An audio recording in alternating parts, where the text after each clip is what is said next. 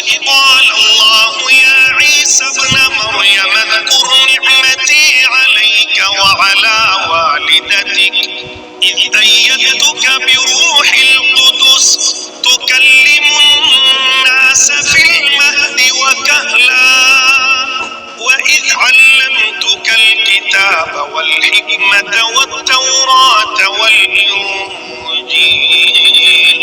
وإذ تخلق من الطين كهيئة الطير بإذني فتنفخ فيها فتكون طيرا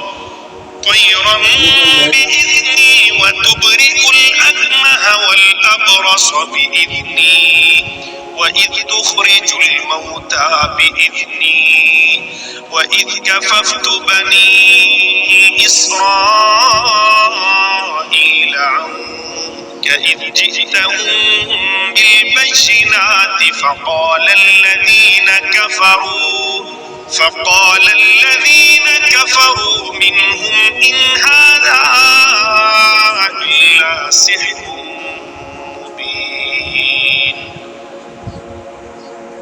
جبکہ اللہ تعالیٰ ارشاد فرمائے گا کہ اے عیسیٰ بن مریم میرا انعام یاد کرو جو تم پر اور تمہاری والدہ پر ہوا ہے جب میں نے تم کو روح القدس سے تعلیم دی.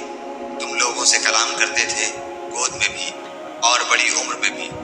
اور جب کہ میں نے تم کو کتاب اور حکمت کی باتیں اور تورات اور انجیل کی تعلیم دی. اور جب کہ تم میرے حکم سے گارے سے ایک شکل بناتے تھے جیسے پرندے کی شکل ہوتی ہے پھر تم اس کے اندر پھونک مار دیتے تھے جس سے وہ پرند بن جاتا تھا میرے حکم سے. اور تم اچھا کر دیتے تھے مادرزاد اندھے کو اور کوڑھی کو میرے حکم سے. اور جب کہ تم مردوں کو نکال کر کھڑا کر لیتے تھے میرے حکم سے. اور جب کہ میں نے بنی اسرائیل کو تم سے باز رکھا جب تم ان کے پاس دلیلیں لے کر آئے تھے. پھر ان میں جو کافر تھے انہوں نے کہا تھا کہ بجز کھلے جادو کے یہ اور کچھ بھی نہیں.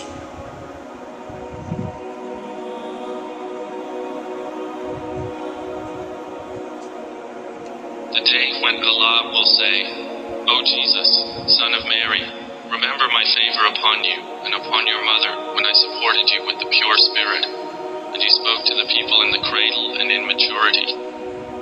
And remember when I taught you writing and wisdom and the Torah and the gospel, and when you designed from clay what was like the form of a bird with my permission. Then you breathed into it, and it became a bird with my permission. And you healed the blind and the leper with my permission. And when you brought forth the dead with my permission. And when I restrained the children of Israel from killing you when you came to them with clear proofs. And those who disbelieved among them said, This is not but obvious magic.